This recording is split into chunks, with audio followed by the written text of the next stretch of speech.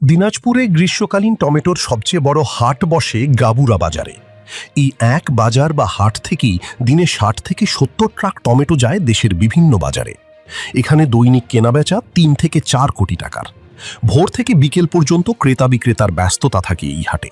সম্প্রতি সরেজমিনে দেখা যায় সকাল থেকে বিকেল পর্যন্ত এই হাটের ক্রেতা বিক্রেতা ও শ্রমিকেরা ব্যস্ত সময় পার করছেন টমেটো বাছাই, কেনাবেচা, মোড়কজাত করা ও ট্রাক বোঝাইয়ে।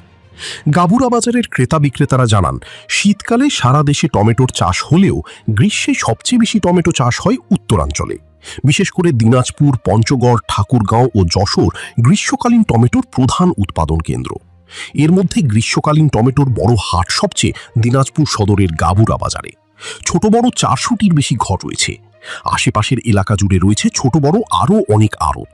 এর মধ্যে কোনো কোনো আড়তে কাজ করেন শতাধিক কর্মী।